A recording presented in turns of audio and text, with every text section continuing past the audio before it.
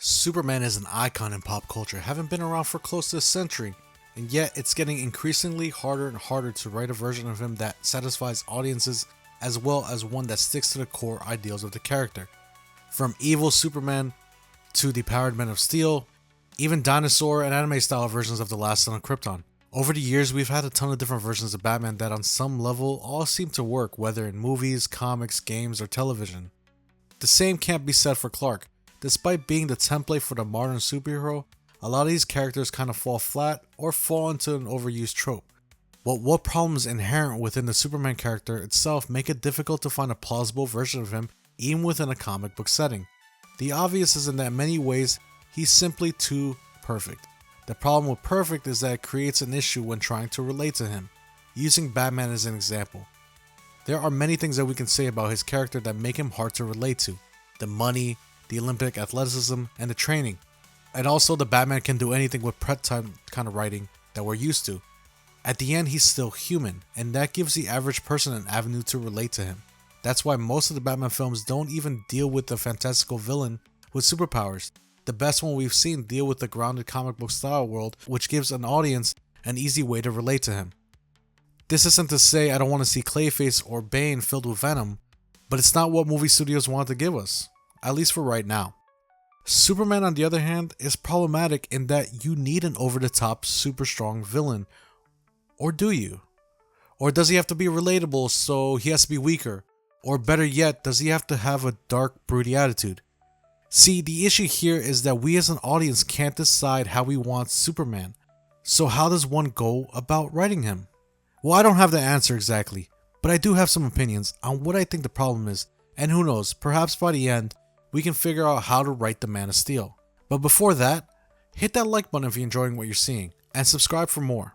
Alright, introduction over, let's get into it.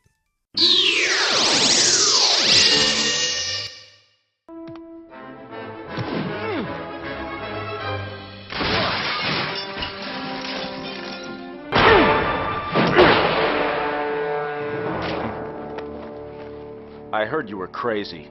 I didn't think you were stupid. One of the more essential aspects and perhaps what makes Superman Superman is his powers. He set the trend for superpowered people who could fly, super strength, and on and on. We all know what powers he has and how powerful he can be. How many arguments online have started over whether Goku can beat Superman, or if the Hulk can beat Superman, or if Omni-Man can beat Superman? Notice in that all these instances, it's the onus of the other character to see if they can beat Superman. This is the problem with Superman villains, in that the threat always has to be great enough to offer Superman a challenge. I call this the Atomic Skull problem. Partly because I touch upon this in my Atomic Skull video, which you can see here, and mostly because I think Atomic Skull perfectly sums up this problem in writing Superman. See, Atomic Skull is considered a B or C tier villain for Superman, and often comes up as a secondary villain in a larger villain's plan. But the fact of the matter is that Atomic Skull is strong, with a high endurance, and can shoot radioactive blasts. Realistically, and I'm saying this loosely as I'm talking about a guy who can shoot out radiation blasts, based on his power set, he should prove to be a strong top tier villain for any hero, but not Superman. I mean, a lot of times, he's like an introductory fight in a story arc, or he works with bigger villains to help them in their plans because Superman really doesn't have too much difficulty in beating him. This means that writers can't simply include a strong guy as a villain, because if Superman is the strongest, this really doesn't give the reader much to relate to, as Superman being Superman, at least on a power level, isn't relatable at all. James Gunn knows this well, and that's why he uses Lex Luthor as a villain for this movie.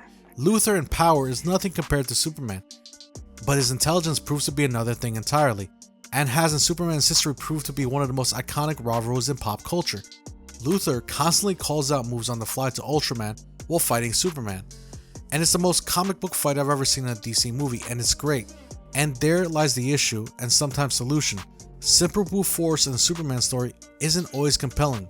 This is where writers have to balance things out, because while things like kryptonite or magic are Superman's weakness, they're fine if they're used in a compelling way, but oftentimes they become the default climax scene or moment. Bigger universe world-ending threats often turn out to be the most interesting large-scale stories action-wise. The Crisis on Infinite Earths, where multiple Supermen unite to fight the Anti-Monitor, or Brainiac invasion on Earth, or in some of the most dire situations with Darkseid.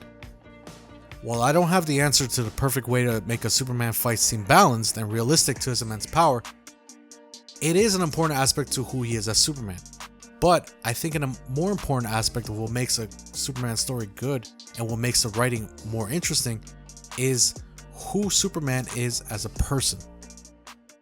To fight injustice, to right that which is wrong, and to serve all mankind. They can be a great people, Kal-El. They wish to be. They only lack the light to show the way.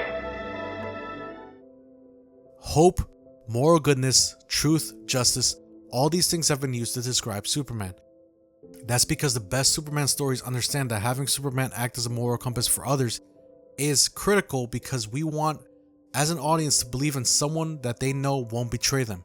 This is why, in part, early evil Superman stories were so compelling, because this subverts our expectations of who Superman is as a person and misleads us into thinking that somehow Superman is just undercover or is a trick, and when it's not, it can work.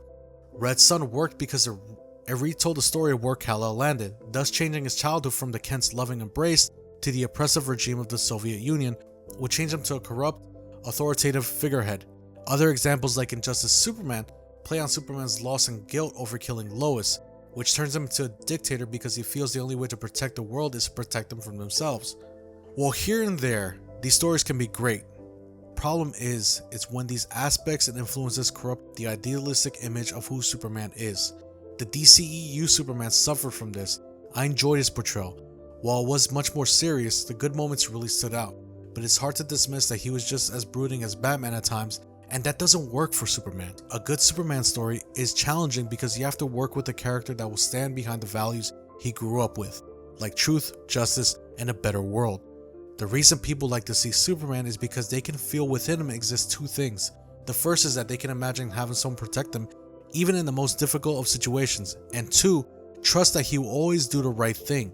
Gunn's version of Superman leans more to this than perhaps any other on-screen version of the Man of Steel, as he's always aware of the collateral damage and seeks to protect everyone from the smallest to the biggest, partly, I assume, in an effort to account for Snyder's massive damage that Superman let happen in his fight against General Zod in the last Solo movie. But the truth is that a lot of people find this kind of Boy Scout personality a little boring in practice, and it needs to be balanced with moments where Superman is introspective about who he is to himself and the people around him, because good people aren't perfect, and that's the key here. Despite the many things Superman does have about his nature and his power set that may seem perfect, he himself is not. Look, the reality is that Superman is not one thing, and more important, he is something different to everyone. And that's where I come to you as an audience. What does a good Superman story need to have to satisfy you?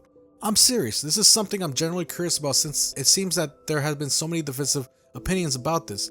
I'm not sure I'm much closer to figuring out the perfect formula for a Superman story, but I do think I covered some essential aspects that writers should consider when attempting to make a good story about the Man of Steel. That being said, some solid stories I think work in a lot of these aspects. All-Star Superman by Grant Morrison does a stellar job. Kingdom Come, while not explicitly a solo Superman comic, does tell a great story about an older, more experienced Superman. Superman's Secret Identity is more of a recent one that I read that presents this idea of a world with no superheroes, where a man gets the powers of Superman and uses these powers for good despite the world not being used to a superpowered being. Yes, you're going to see a lot of these stories on various lists, but that's for good reason. These stories endure because their versions of the Man of Steel seem to resonate with audiences, despite how long ago they came out. I'm not here to judge because I'm no expert, but I can definitely admit that it's not easy to write for the Man of Steel, so props to the writers who do it. Props to all the writers who try to.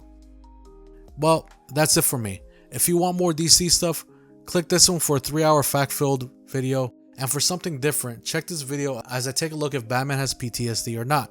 Thanks for watching. Make sure to like and subscribe so you guys can see more content from me. And as always, take care and have an awesome day.